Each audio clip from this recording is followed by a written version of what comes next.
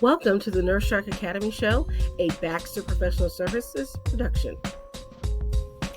Welcome to the Nurse Shark Academy Show, where we're experts in nursing and experts in business. I'm Tina Baxter, your host. The Nurse Shark Academy Show highlights nurse business owners and others in the healthcare field who promote entrepreneurship. We interview nurse leaders and encourage them to tell their story. Today's guest is Dr. Alicia Claircius. On today's episode, how one nurse and realtor integrates opulence into her practice. Nurses, are you ready for more? My mission is for you to own your seat at the table of nurse entrepreneurship, gaining confidence, skills, and the freedom to live your life on your own terms. Assisting you in achieving your goals through tailored advice, continuous learning, and a collaborative approach is at the heart of everything I do. Stop being eaten alive. Come feel the sun. Be a nurse shark. Hello and welcome to the Nurse Shark Academy Show. The Nurse Shark Academy Show highlights nurse business owners and others in the healthcare field who promote entrepreneurship. We interview nurse leaders and encourage them to tell their story. Today's guest is Alicia Claircius. I got it right, Alicia Claircius. And Dr. Alicia is the owner of Opulent Realty International and Opulent Medical Care Services in Florida and Georgia. So welcome to the show. Would you like to tell us a little bit more about yourself? So it's Dr. Alicia Claircius. I do have a doctor of nurse practice degree. I graduated from USF.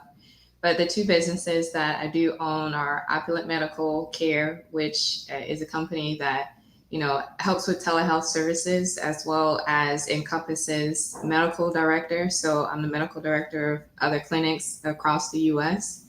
And also Opulent Realty International is a real estate company, which I'm the broker of and owner. And, we have some agents up under us and we service Florida and Georgia. Well, that sounds great and wonderful. And we'll be sure to unpack all that in a moment. But I'm going to start with our question that we always start with. What made you become a nurse? So initially, and it's a little of a sad story, my father passed when I was 15. And it was actually a traumatic death. So I was with him the whole time. I just got my learner's permit to where I could drive. So I ended up driving him to the doctor. And his clonidine was actually too high, his dosage. So when he got out of the car, he was having active seizures. But at the time, I never knew what seizures were because I was only 15.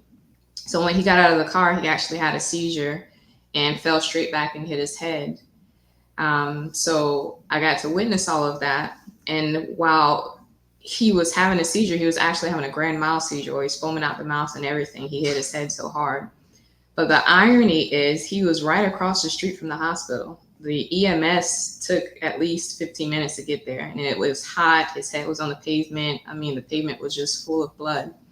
So from that moment on, that really made me want to become a medical professional, want to be in the medical field. Just seeing him go through all of that, which he was in the hospital for 2 days and then pronounced brain dead. So just seeing all of that, that really made me want to help other people. Oh, I'm sorry to hear that, and what a horrible tragedy. But to hear that you were able to turn that tragedy into something positive is very inspirational. Right. Yeah, just and just taking care of people, like that's what I really love to do. So I started off just as like a CNA working with disabled children in group homes. Mm-hmm. And then from there, from working with disabled children, I started working with disabled adults, and I really started loving the field. So then that's when I went to school, to get the nursing license or a bachelor's, master's, and on up to doctorate. So tell me, where did you go to school, and what was your inspiration to choose nursing over all the other fields you could have done in healthcare? Well, I went to school initially at Polk State College here in Polk County. I really wanted to go to the University of Miami because I did spend some time down in Miami and I loved it there. I grew up a lot in Sunny Isles, Florida, but the tuition was just, outrageous and I couldn't afford it at the time. Even though I had scholarships as well, because I was a high achiever in school, but the scholarship still wasn't going to cover the tuition at So, it would essentially cover predominantly most of it at Polk State College. So that's where I went. And then after that, I went to USF to finish up the degree in the master's section. But the true reason, inspiration, was my father, and also just seeing, that I would be able to help other people, in the medical field. There's a lot of people that, say they want to get into the medical field, but they really don't, want to help people, and I have that caring heart and aspect. Now, I always knew that since I was a little girl that I've, been like that. So I truly wanted to to be in the medical field so that I can help others. What was your first nursing job out of school? Oh boy, that's always med surge, right? Well, for some, it wasn't my case, but yeah, for some, yes. Yeah, for a lot, I was already prepped that, they said that they sent everybody to med surge floors, and I was already a CNA at the hospital. So I was already working on the med surge floor. So that's essentially what my first job was. I was working on the hospital floor. They call it, it was 3 East West. And I still talk to a lot of those people that, I worked with there, because we were just such a tight knit group. And we knew that we had to be that tight in order to get through the night. So I worked 7P to 7A, the graveyard shifts, they call it. Yeah. But I really learned a lot from working at the hospital, during those shifts. And then I ended up switching to day shift. So I switched back and forth, day shift, night shift. Okay. So, did you spend most of your time in med surge, or did you branch off to any other specialties? No, I branched off. So I got my experience in trauma as well. So my whole goal was to become a supervisor. And that's what I originally thought. I actually wanted to become the CEO of the hospital. That's what I thought years ago when, That's what I was going to do years ago. Yeah. when I was a CNA. I said, you know what? I'm going to become the CEO of the hospital. I'm going to work my way up. And I had this whole plan. But as I started working on the floor, I said, I just want to get experience and become, a supervisor and further my career and become my own business owner. So with that, I said, let me get all the experience that I can. So I became a travel nurse as well. So I worked in trauma. I worked in ER. I worked in, of course, med surge, palliative care, observation, a little bit of mother baby. And most people will ask, well, how did you even get to do all of that? I'm not going to lie. I add a little bit extra to my resume because I'm like, if they won't give me the opportunity, I have to give myself the opportunity. I remember applying for a PCU job and I'm like, man, I don't have any PCU experience. How am I ever going to get into trauma?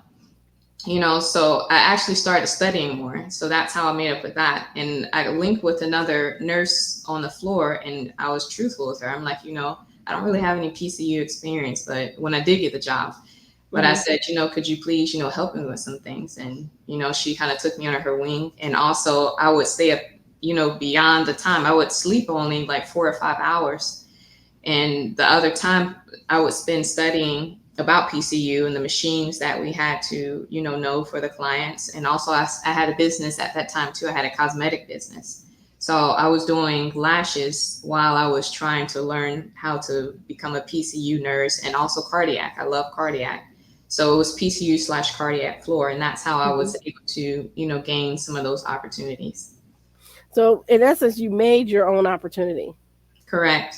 And that's pretty much what you have to do in this life many times, because when you don't have the experience, you have to create it. I always say when you don't have a seat at the table, you have to create your own table. Hmm. Yes. So, how did you transition then from being the nurse on the floor or whatever to now starting your business and getting into real estate? How did that happen? So I transitioned when essentially when I got my master's degree and I was pregnant with my third baby. And it was hectic, at the time. My husband, I couldn't even spend a lot of time with him because I had a contract position, and then I just had a baby and I had to go back to work like immediately. He's like, maybe we should, think about other options. And so that's what got me thinking, like, I can't do this forever if I'm going to spend time with my family. And, I have all girls now. I have four beautiful girls. But I'm like, yes, something has to change. So I was still doing the cosmetics on the side, and I changed from cosmetics to med spa since I had the degree, but I still had to have a collaborating physician over me at the time because the autonomous practitioner wasn't into play yet here in Florida. So I had that business and I was doing cosmetic injections, PDO threads. I was trying to learn, about lasers as well. And I had a lady to teach me about that. Not only that, I was taking trainings, like outside trainings. I would go down to Miami and Naples, and with my family, they would, stay in the hotel while I would go to training schools and learn about how to do, cosmetic injections and everything, because that's what I really wanted to do once I got my master's and doctorate degree, because I said, you know what, I got to transition somehow, instead of being on the floor. So that's how I was able to do some of that, is just really still create my own opportunity, going to outside classes, learning about cosmetics so that I can one day have my own, medical office and still do telehealth. That was in my mind, telehealth, cosmetics, and the other side to that was real estate. So my husband was already in real estate, and he was in real estate for, I believe, a year and a half or 2 years before I got my real estate license. But how I got into that was just seeing how he was in real estate and he had that time freedom. And I Mhm. said, I used, because we have cameras in our house, and I said, man, they're just over here taking naps while I'm just working hard, working 13, 14-hour shifts. I'm like, I said, something has to give. So one day, I was at this contract, job, and I won't mention the name, but they were, the a verge of like racism. So there were some things going on, and I was the only black professional, but they would never call me doctor, by the title. They'd always call me the first name. They would make, little racial monkey jokes, and Mhm. one day an incident happened to where, when I was trying to transition into real estate, I gave out my card to some of the clients that I was certifying. And one of the clients told management there, but I had already asked who I thought was the manager if that was okay. Mhm. So the people called me and they said, you can't hand out these business cards here. I said, okay, well, that's no problem. They said, well, because you did that, we don't want you here anymore at, this site and location. You're going to have to stay in the office. And that site and location, whether you work 2 hours or 4 hours or the 6 hours, you would get paid for being there for 6 hours. And so that hit me because that was helpful to me since I had the baby. If I were to just stay at the clinic, then I would have to work the full 6 hours to get the pay. So that was a little unfair position, for me. But they had just hired a gentleman on, and that Mhm. gentleman he was just telling everybody for anything. So that whole situation mess that transpired there, they even thought, because I had my own business, even though I was an independent contractor with their business and I had my Mhm. own business, they thought that I was doing certifications at my business. But what they did was they were spying on me, but they looked at the wrong office, because it was similar in names at the time. My business was called Angel Eyes, and there was an Angel Eyes Primary Care, and they looked at his door, and he was certifying Ah. people. Right. So they took a picture and everything. I'm like, I'm not doing that. So when I saw that they were doing that and, doing things like that to me, and there was other stuff, I said, you know what? I called my husband that same day and I was crying. I'm like, I said, I don't know what to do, because I said, I'm just never the type to quit anything, and I don't like to leave people hanging. And I know it was a family business, so I explained everything to him. He's like, I think it's time to go. I was like, I just really would like to join real estate. And that's how that happened. So that's how I transitioned into real estate, and also still had the medical business. So, and this is something that we do need to get into because, as a business owner myself and maintaining a clinical practice as a nurse practitioner, um, this it can be a little bit of a sticky situation because on the one hand, yes, you are working for this company, or you were an independent contractor, so you weren't technically working for the company. Um, and so having those boundaries in place is important, and letting your employer know that you do not own me. What you do in your own time, as long as you're not in direct competition with them, you're not taking resources from the company to further your own business. What you do in your own time is your business. Mm-hmm. Yeah. Correct. Correct. And there's a fine line, with that. Um, is when you're an independent contractor at a business, technically it's almost like the brokerage that own all the agents are independent contractors. You can't, really essentially tell them what to do, right? Right. Because then that's considered an employee status. Hmm. So same with that. Even there was no agreement signed as to what I should or shouldn't be doing when I did work with them. And I think that was the first thing too that they probably were missing from the business with anyone. Because even with our agents, we have to have them sign independent contractor agreements. And that and there will outline what you can and can't do. But there was nothing outlined for me as to what I could and couldn't do. So for them saying that, handing out real estate business cards, because they were what I was certifying, they were relocate to different areas. It's like no one else was covering it. So I saw an opportunity, Hmm. so I took that opportunity, and yet I was penalized for something that, I didn't know you can't do, so, and that was okay. And I even told them, I said, if you don't want me doing that, that's perfectly fine. This isn't my business, but just to go as far as to say, you can't even come back up here anymore. I said, you guys, I said, I'm even willing for you to give me a reprimand. This is your business. I understand you didn't like, what was done. I said, I'm a business owner. I understand myself. I said, just give me a reprimand, and, I won't do that anymore. I apologize for that, but that wasn't enough for them. So, in that situation, I just said, that's enough for me. But having that understanding your values, your worth, and not sticking around where you aren't celebrated, but merely tolerated. Right. That's important. I've had similar situations to where there was a disagreement based on ethics, and the company asked me to leave and had to pay me severance. Well, that was fine because they paid me severance, and basically they paid me to start my own business, and look where I am now. Kudos, kudos. Yeah. So they paid me to start my own business. I said, this is how God works. Yes, yes. He'll God take works care of his people. mysteriously. Yes. And that, So okay, so I was going to say, with your, so you're doing your real estate, but you also have the medical care service. So what is that medical care service? so with Opulent Medical, initially my business was called Angel Eyes. Like I was, telling you before the show started, I'm transitioning everything.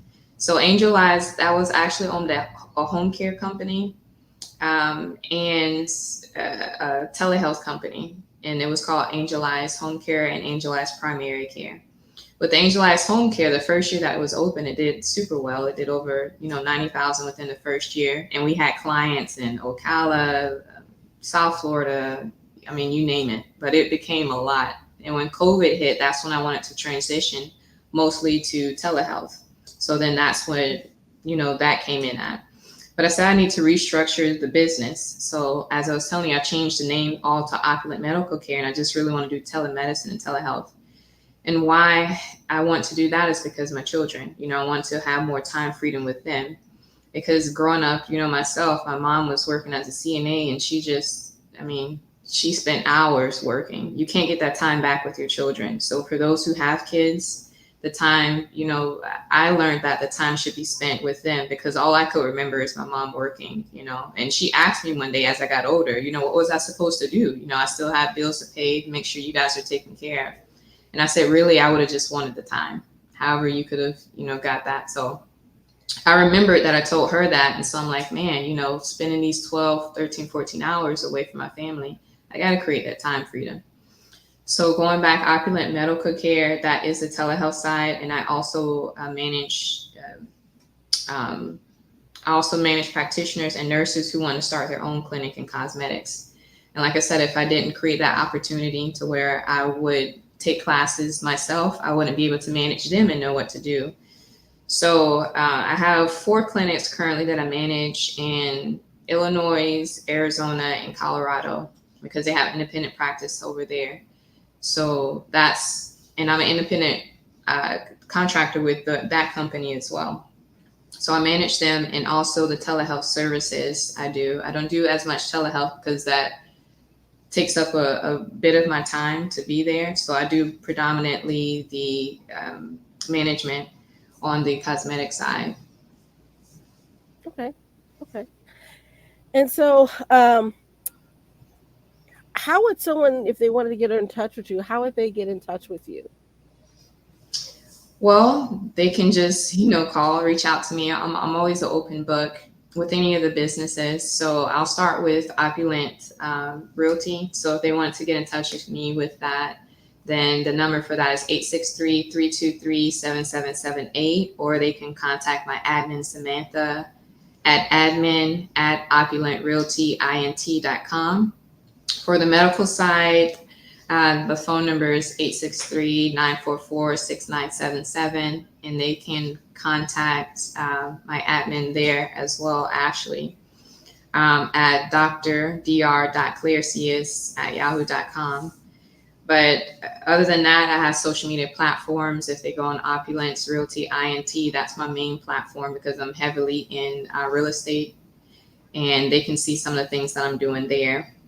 But my landing page will be drclaircius.com, which is under construction right now. But that landing page will have half medical, half real estate, so that people can find me there and they can book whatever appointments and consultations they want. I also do business consultations, and that will be on there as well. Okay, wonderful, great. And so, our last question, what I always ask is, if you had one piece of advice for a budding entrepreneur, what would it be? For someone that's just trying to get into becoming an entrepreneur, Yes, becoming an entrepreneur. I would say just start. There's a lot of people out here that are afraid to start, and when it becomes rough, they're ready to quit. Right?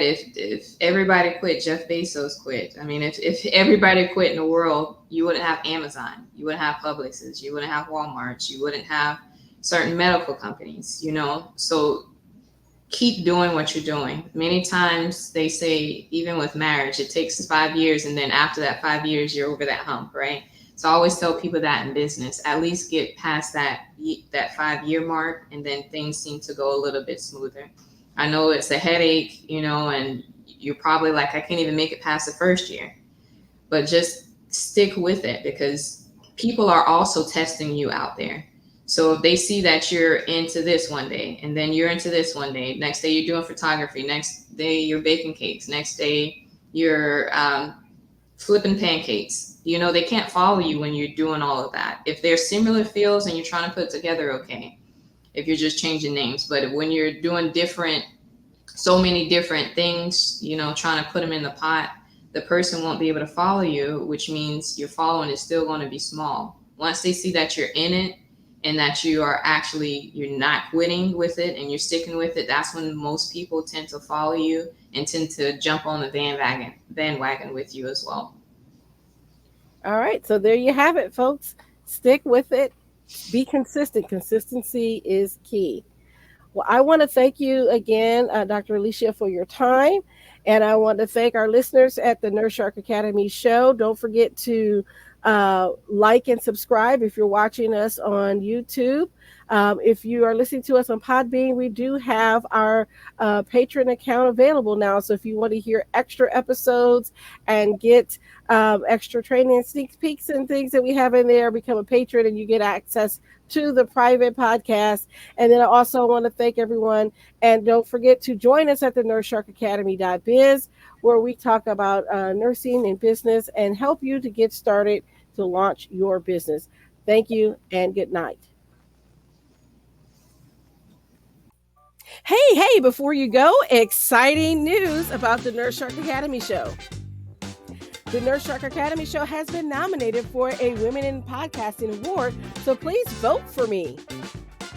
We are nominated in the business category. So go ahead and cast your vote for us for the Women in Business Podcast Award for the Nurse Shark Academy show. And you can vote for us at www.thenurssharkacademy.biz/podcast awards. Thank you for listening to the Nurse Shark Academy show wherever you get your podcasts or watching us on YouTube. Don't forget to like and subscribe, and don't forget to hit the notification bell so that you'll know when all of our episodes come out. If you want further information, you can contact us on the nurssharkacademy.biz.